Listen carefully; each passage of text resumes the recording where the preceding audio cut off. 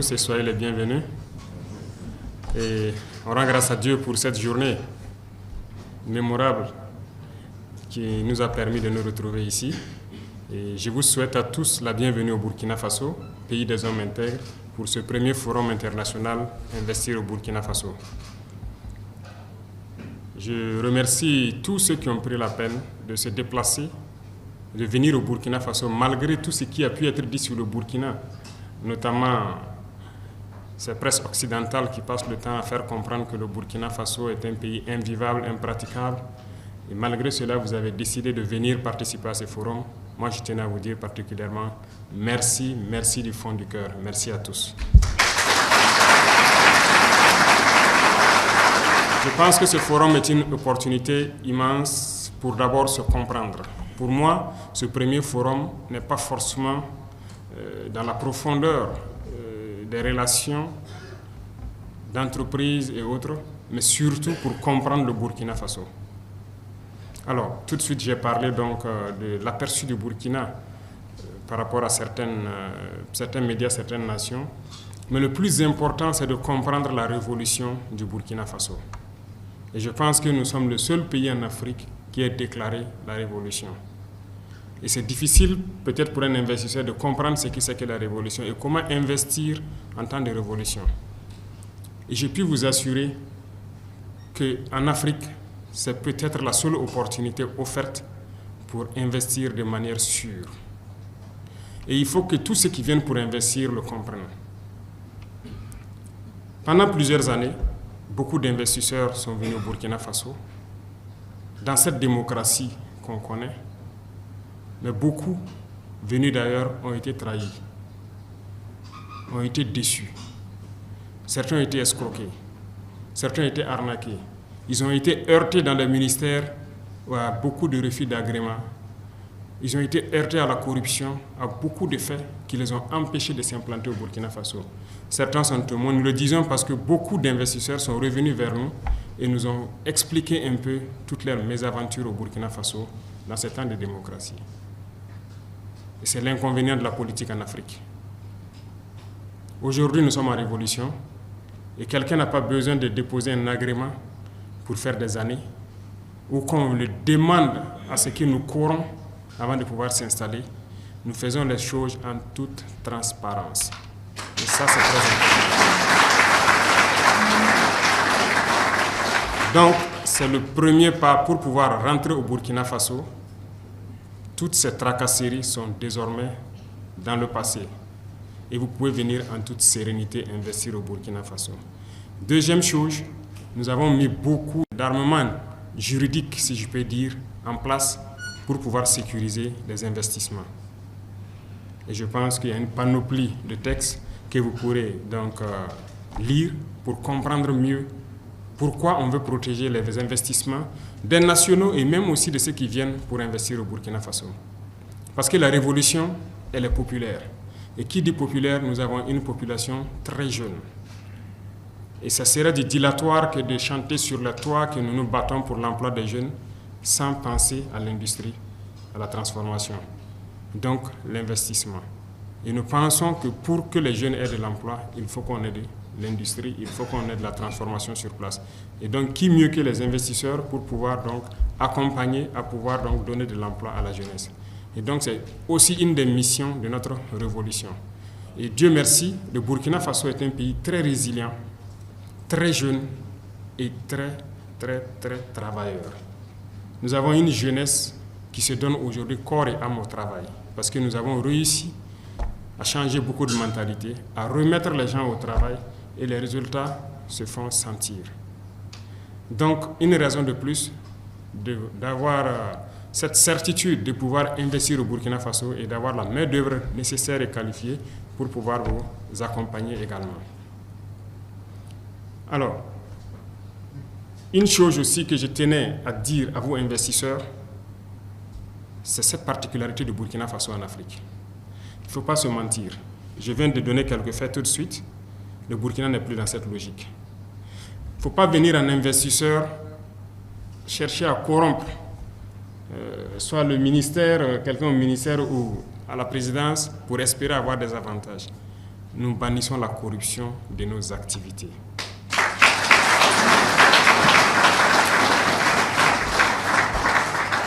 Il ne faut pas venir en investisseur et croire que le Burkina Faso est comme tous les autres pays en Afrique aussi. C'est malheureusement le cas, ça continue. Les gens plaident l'investissement, mais à cause de la corruption, ça devient de l'esclavage. Nous ne sommes pas dans un modèle d'investissement en exposant notre jeunesse à l'esclavage, à l'exploitation. Non, voilà pourquoi nous voulons faire les choses de manière transparente et que chaque partie puisse tirer profit des investissements au Burkina Faso. Le Burkina Faso est un pays très riche. J'ai parlé tout de suite de notre ressource humaine. Nous avons un sous-sol immensement riche de divers types de matériaux. Voilà. Nous avons donc un sol riche pour l'agriculture et le gouvernement met beaucoup d'énergie et d'argent pour pouvoir accompagner nos producteurs. Et nous avons donc beaucoup d'autres atouts d'intégrité, de valeur qui peuvent être exploités dans le domaine de l'investissement. Alors, je vous invite tous à faire donc ce spectre de possibilités, à épulcher cela et comprendre qu'il y a beaucoup d'opportunités au Burkina Faso.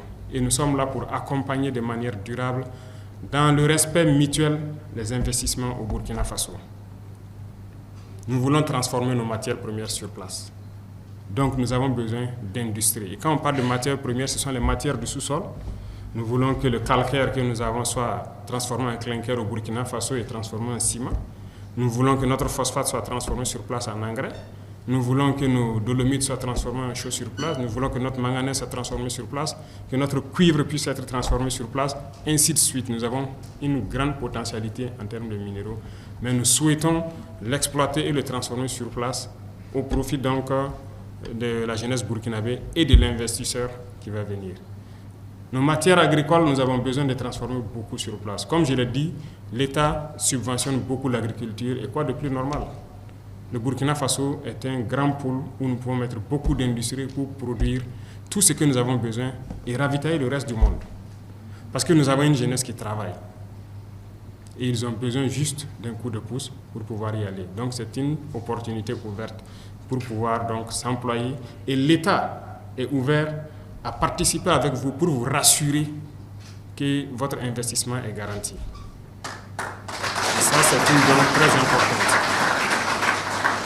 L'énergie, qui est un défi majeur, il y a beaucoup d'investisseurs dans le domaine de l'énergie. Et nous avons dit donc au ministère de l'Énergie d'ouvrir pour tous ceux qui veulent venir installer des centrales thermiques au Burkina Faso, produire et traiter avec la Sonabel. Ils sont les bienvenus dans les règles de l'art et je pense qu'il n'y a aucun problème à cela, puisque toutes les industries auront forcément besoin d'énergie. Donc, pour ceux qui viennent pour les industries et ceux qui viennent pour l'énergie, je pense qu'il y a une corrélation nette qui peut se faire. En plus de tout cela, je voudrais aussi engager, vous les opérateurs économiques burkinabés, la Chambre de commerce. Alors, dans le passé, il y a eu plusieurs fois des opérateurs économiques qui ont arnaqué des gens venus d'ailleurs, qui ont escroqué, qui ont trompé. Et je veux que vous mettiez au-dessus de toutes les valeurs d'intégrité du Burkinabé. Ce sont des choses qu'on ne va pas tolérer et qu'on va réprimer avec la dernière énergie si nous apprenons que quelqu'un venu d'extérieur pour investir au Burkina Faso a été trahi par un Burkinabé. Donc,